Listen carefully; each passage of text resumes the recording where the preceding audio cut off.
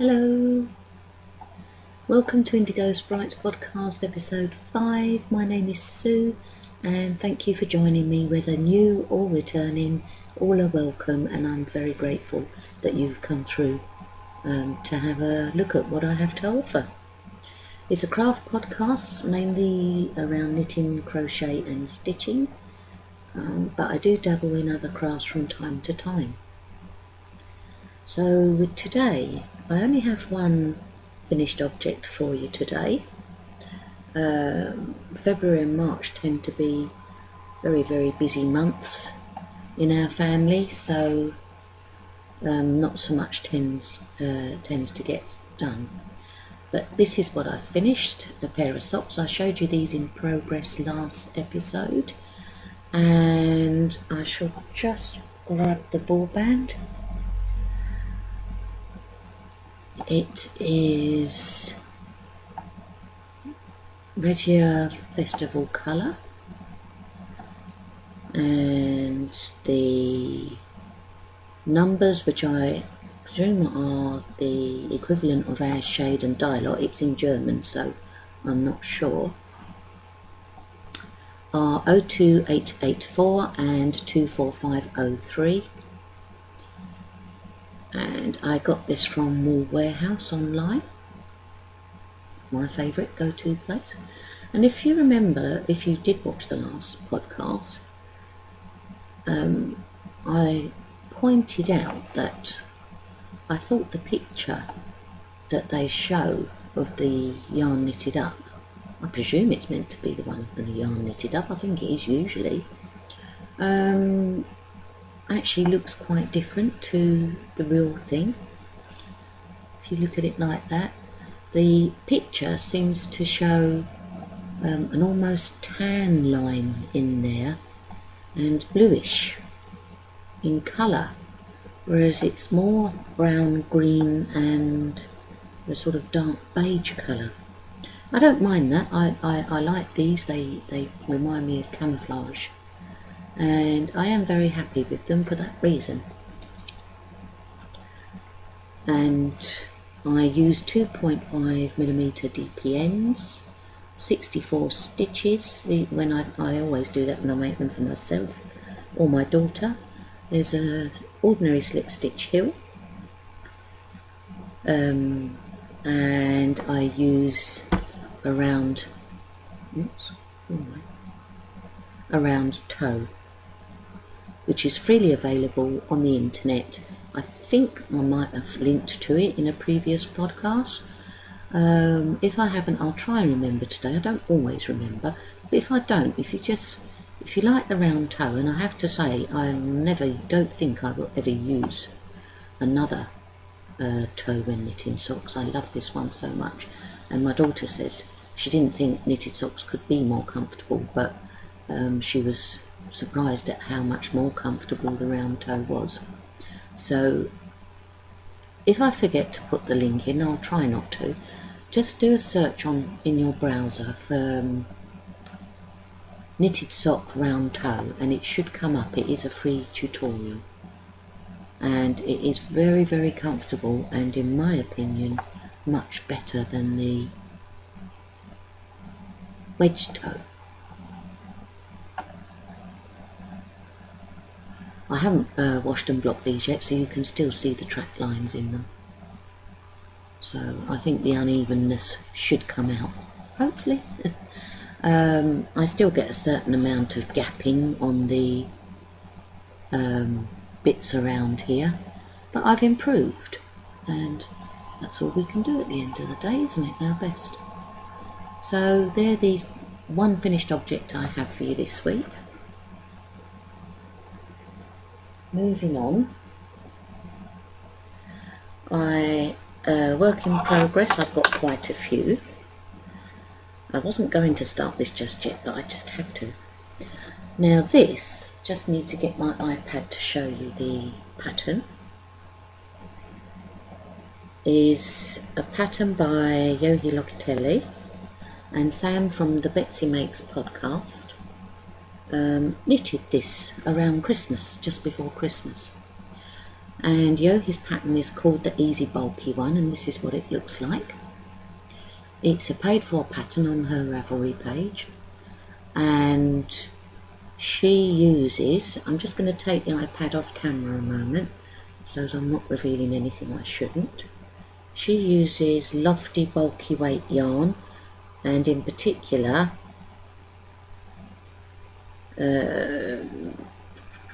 Brooklyn Tweed, Quarry by Brooklyn Tweed, and the sizes range from extra small to 4 extra large, and the recommended negative ease for this is 16 inches. It is meant to be a loose baggy sweater, and the needles used are 5.5 circular needle.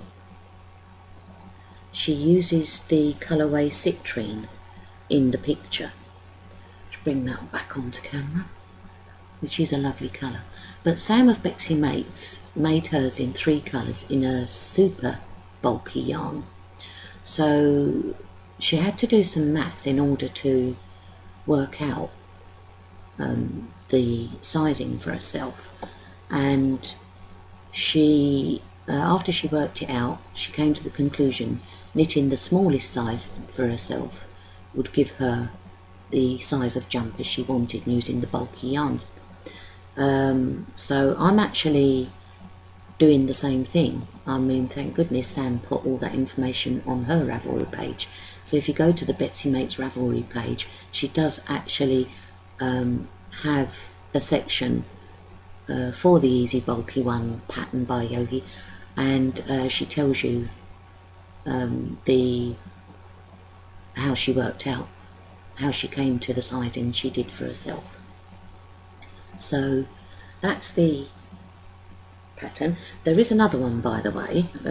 Let's just show you that. Yogi has this sweater in 2 different yarn weights, and that was the bulky.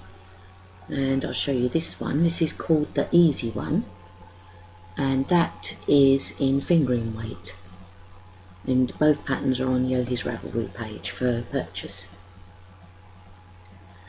I love those plain simple sweaters. I think they look timeless and are very, very comfy as well.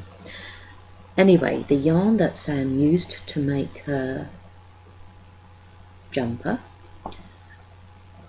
was this yarn, the Women's Institute Soft and Chunky.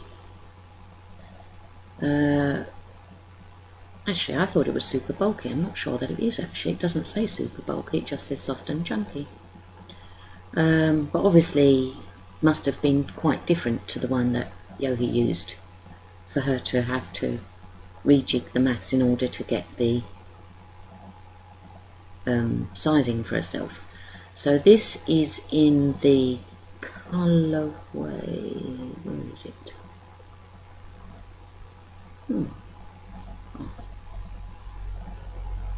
It's 70% acrylic, 30% merino. It's very, very squidgy. This is one of the colours. I'm just trying to see. Oh, grey, shade colour grey. And she also used this one. The camera's not going to like this one. It looks a little bit different to what it actually is. Each ball is 100 grams, and this one is in neon coral. I saw those colours and I thought, oh, they won't go together, not all 3 of them. And obviously there's this mustard one. But when she finished it and I saw it, I thought, I've got to make that, and I've got to make it in those colours. And so following Sam's math for working out her sizing, I cast it on this week, and I originally cast on it's actually worked top down, and being old school I usually make sweaters that are done bottom up, so I automatically picked up the neon coral colour and started, and then had to undo it because I realised it was top down, and started in mustard. This is colourway mustard, by the way. So yeah, so that's my start. Sam breaks the sweater down into three colours evenly. I won't tell you the sizing, but as I say, it's much easier for you to see it on the Betsy Makes Ravelry page. But it is a lovely sweater. It is the podcast she makes around Christmas time, where she shows, it might be just the one before Christmas, where she shows the finished thing. And it really does look lovely, and will make a lovely, what I call a lovely sofa sweater to snuggle down in on a winter's evening. Maybe a bit funny to start this time of year, but with the warm weather coming on, but at least I'll have something nice and new to snuggle in come this autumn and winter. So I'm using the same Women's Institute yarn, same colours, and using a 7mm circular needle. It's another thing, see, I usually do all my stuff on straight needles, and I believe Joji usually does as well, but I thought, no, bite the bullet, have a go. So I am. I'm having a go at the circular needles. Oh, got myself into a bit of a tangle there. Just sort that out. So further works in progress is, of course, another pair of socks.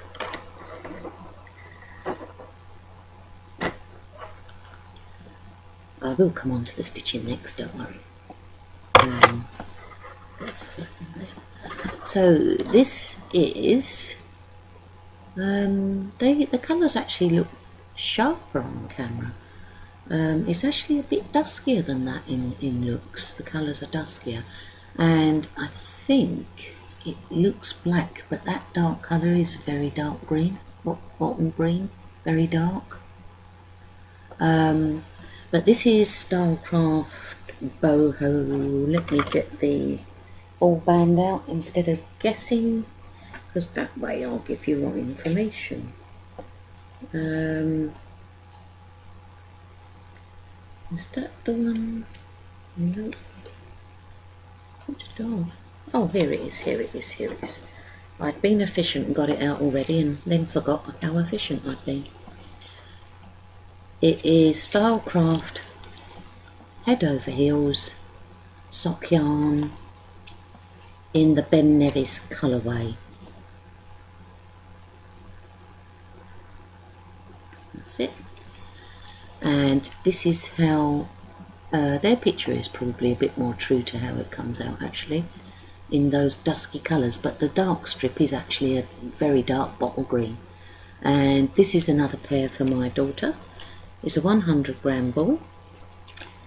It contains 75% superwash wool, 25% nylon. You get approximately 400 metres, or if you're old school, 437 yards. So that's the yarn. I am knitting on the usual 2.5 DPNs, my good old faithful Addies, and 64 stitch sock. I will be doing a round toe. I do loads of vanilla socks, and I am going to try a pattern one day. I'll try and start a pattern one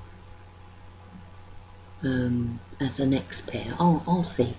But I do love all the lovely bright coloured yarns there are out, and I think ones with pattern tend to look nice on tonal or plain yarns. So anyway, that is my latest pair of socks on my needles. I don't know if I said at the top of the video actually, but the reason I'm not on camera today is I have a little bit of a sore throat and I've been sneezing a lot, so not a pretty sight. Just to let you know, normal services will probably be resumed next time. On to stitching. Now, on my last video I showed you that I was making an Emma Condon design, and this is a bit of progress that I've made. I think I've just done the tops of these letters LEM. It is, I'll try and bring up the finished design on my iPad. It is the one she does where it says, if life gives you lemons, make a G&T, which is something I try and live by as often as I can. Just bringing up the pattern.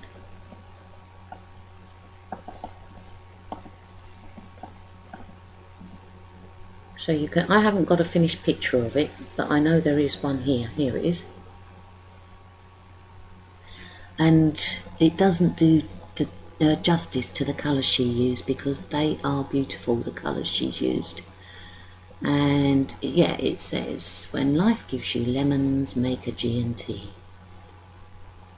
And I'm working on this bit in the middle here, the lemons bit. So that's the finished picture, and it's in these beautiful greens. The word lemons is on here, and as I say, the colour she uses, I don't know if you can see, but I've also, as I mentioned in my last podcast, you can see it a bit there. I'm using Sparkly Ada because it reminded me of the bubbles in the tonic. So that is, I don't tend to use a hoop. I did start trying to use a hoop, but no matter how often I try, I just don't find it very comfortable to work with. So I just use it as is, and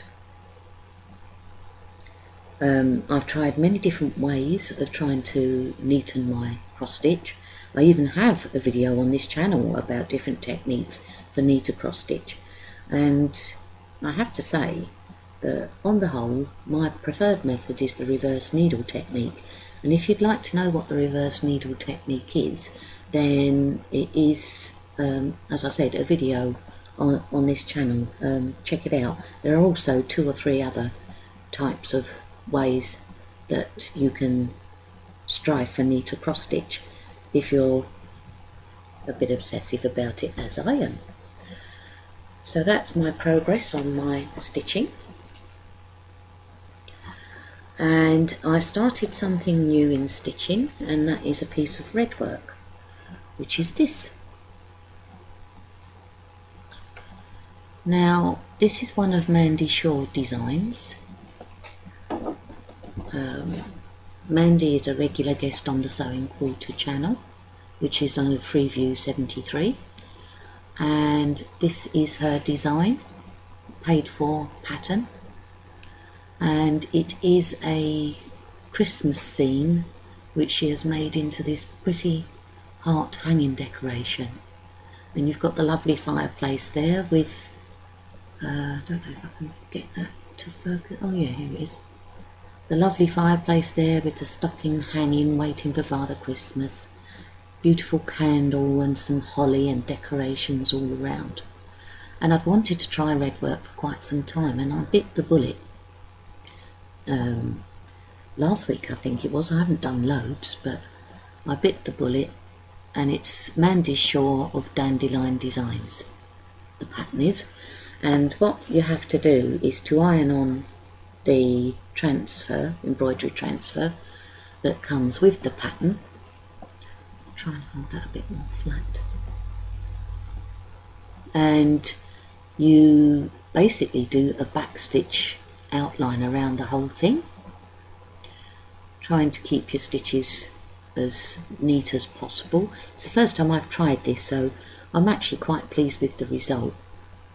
And I know it's a Christmas design as well, but if you're a crafter, Christmas is all year round, right?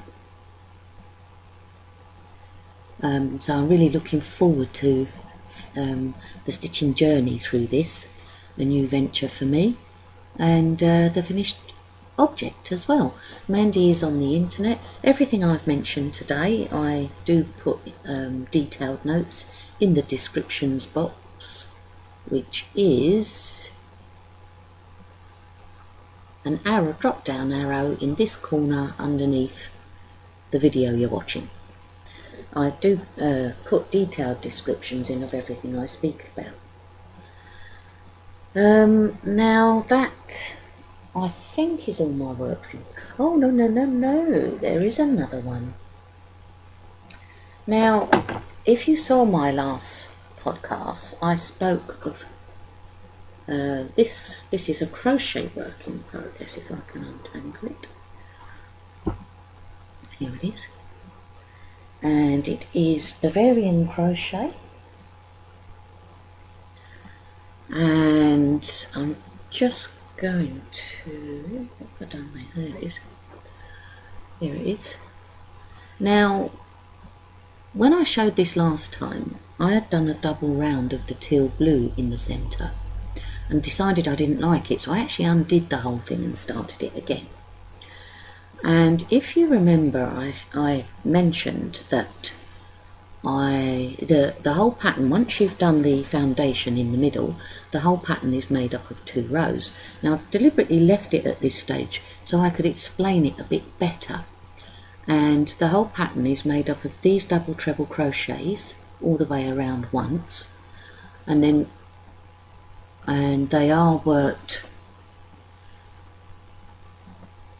through so you wrap the yarn around your hook twice, and then you come towards you with the hook through the first bar of the stitches below, and then you go away from you the other side of the first bar, and you complete your stitch that way, which gives it this pretty interlocking stitch all the way through.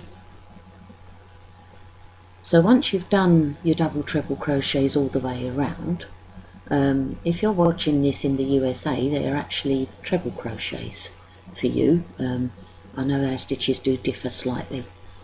And when you get back to the beginning, you then put the top half of it on using double crochets again, and you do that all the way around to get these completed fan-shaped patterns. And I changed the pattern, was from the Bavarian Crochet, I believe it's Annie's Attic book, which is still available on Amazon. I will put a link in the notes below. Trying to think of the lady's name. Can't think of it at the moment. I'll put it in the notes below anyway. So now I'm going to do this bit all the way around on top of the first row using the rust colour to get this effect. Now all of your stitches, in the corner ones you get 12 double crochets going into one tiny little hole. I usually start off thinking it will never fit, but it does, always does. And that is where you place your double trebles when you go around the second time, which is the hole made by the first chain out of when you've completed this section of the layer. So all of the top stitches will go through there, and then you anchor it down with a double crochet through the previous double crochet. That would be a single crochet in the USA, and then you go on to do the next one. So it's relatively easy pattern really, especially once you've got the foundation section there, which isn't too daunting in itself either. So that's my Bavarian crochet. I'll quickly mention again that the 3 colours I use are this teal. So as I was saying, sorry, slight interruption there, my phone rang. I used this Aldi yarn, which is Aran weight, 400 grams, in this lovely teal colour. Just move that out the way.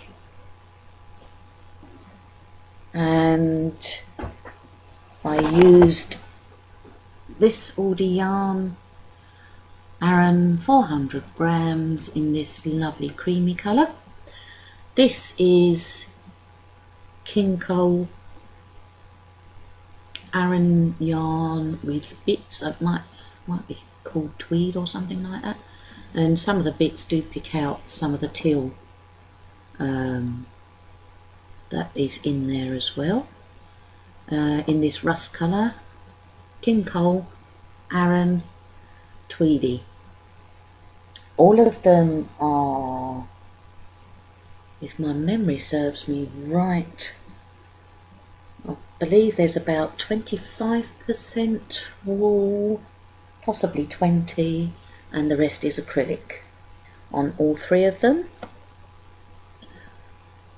And I love making Bavarian crochet blankets. They are so snuggly and warm, where it is quite a closed pattern. There isn't a lot of openness in this crochet, and they are beautifully warm. I have one that I have on my bed during the winter, and I love getting under that blanket. So that is in progress. Because I've been interrupted, I can't remember if I've said anything else about... Oh, I'm using a... Oh, here it is. 4.5mm hook. Don't think I mentioned that before. With the Aran weight yarn. So, next bit is on to purchases, gifts. Can't remember what I normally call it, actually. But there you go. There is a sale on the Wool Warehouse website at the moment of Drops Fable sock yarn. And I absolutely loved this particular colourway. The colour is 151 and the dye lot is 33267. Now they are 50-gram balls, so I've got two to make socks from. That is quite true to colour there. And I'm going to try a contrast, which is something I haven't done before. So I got that mustard yellow to pick out the mustard yellow in the main part of the sock yarn.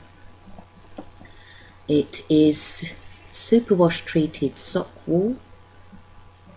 Let's see if there's anything else. The length is 205 meters or 224 yards. Content 75% wool, 25% polyamide. And that goes for all three. That's Drops Fable print, and this is Drops Fable Unicolours. And the yellow, the mustard yellow, is colour 111. And the numbers are a bit faint there, so it seems to be 86445. And same wool content, same yardage, meterage. So I thought I'd make those for myself because I love the autumn colours. And because it was only £1.50, it started from £1.55 a ball. You can't go wrong, can you? A pair of socks for a little over £3. I also got this colourway, and everything else. The colour numbers on there are 655, dye lot 997, and the contrasting colour is 102, dye lot is that 9? It might be an 8. 86439, I think. But quite true to colour there, in this lovely sort of dusky rose. So I got those, and the final set I got was this, which I believe they called on the Wool Warehouse website chili pepper, which to make a pair for my daughter, as she loves reds. And the same yarn, the same length. The colour is number 159 and the dye lot is 21852. As I say, I'll leave all of that in the show notes. So that was some goodies. $1.55 a ball in the sale on the Wool Warehouse website. You can't go wrong, can you? Now, I was in my local C&H Fabrics the other day, and can't remember what I went in there for. Oh, my daughter wanted to get some stranded cottons for one of her cross-stitch designs she's working on. More of that to come in another video, another episode. And while she was sorting those out, I wandered over to the yarn corner saying, I'm not going to buy anything, not going to buy anything. I bought something, and that was these. Absolutely love those colours. And this is my first, is it my first? No, this is, yes it is, my first Regia Baby Smiles. Now I know it looks as though it's a baby yarn, and it's certainly soft enough to be a baby yarn, but I just loved those colours so much, which are showing very true to colour on camera. And you've got a lovely buttermilk colour, a dusky blue, dusky pink, a lighter shade of like a greeny blue in there, and a bit of cream. And I loved those as soon as I saw them, and had to have a pair of socks in it.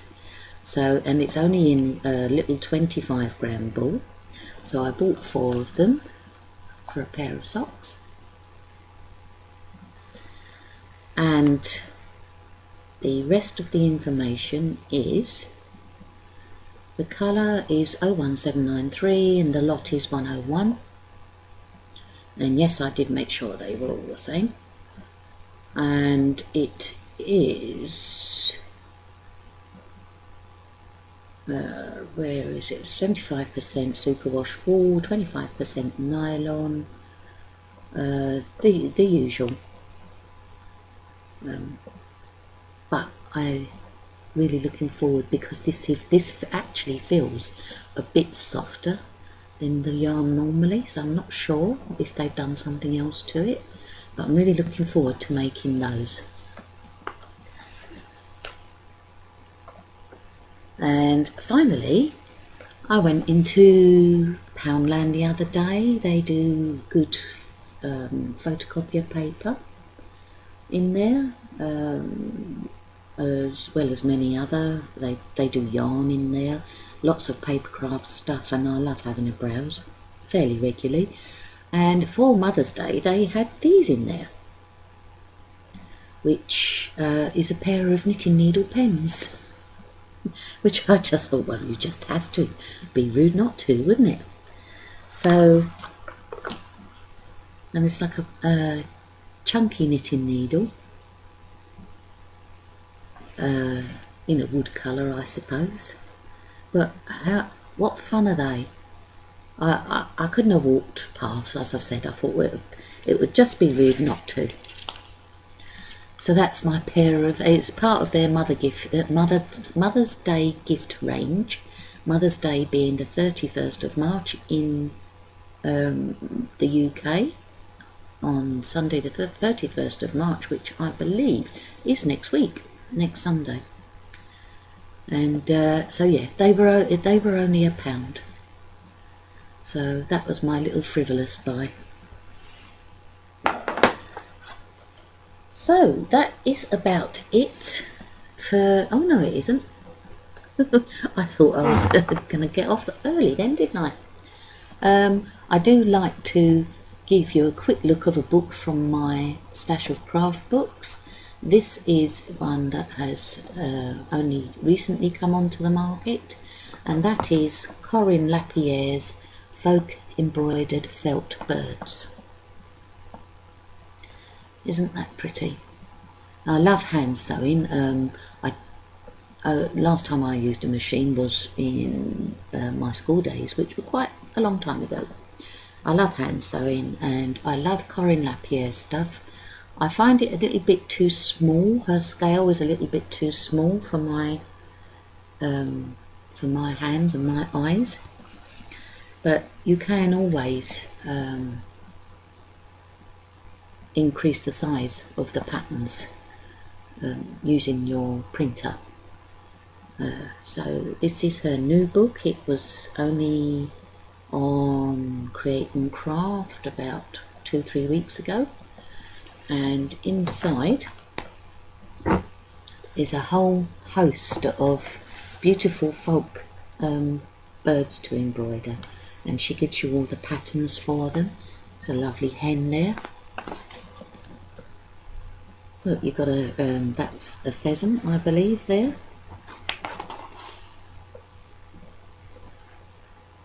And yeah, all these beautiful birds.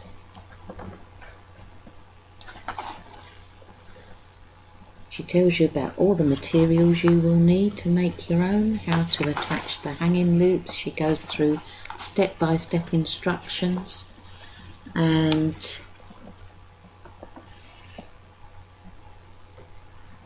then you get the projects further on in the book. There's a pigeon, a chaffinch, a parrot, a stork, a dove, a song thrush, an owl, a heron, a very fancy peacock, a flamingo, and it is a delightful book. A goose laying the golden eggs. It is an absolutely delightful book, and very, very happy with the purchase. I got this from Create and Craft. I'm not sure if it is sold anywhere else. Corinne Lapierre is on Facebook, and if it is still on the if Create and Craft still have some in stock, then it will be on their website, so you could do a search for Folk Embroidered Felt Birds, or just do a search for Corinne Lapierre bird book. I'm sure it will come up. So all the patterns, all the instructions, all the materials you will need, I don't mean are included, but all the materials you will need to make the designs are listed within the book. So that is a new book off of my crafty shelf. So that is about wraps it up for episode 5. Thank you for joining me, and I hope you have a very nice stitching time between now and the next time I see you, and enjoy your crafting. Happy crafting. Bye for now.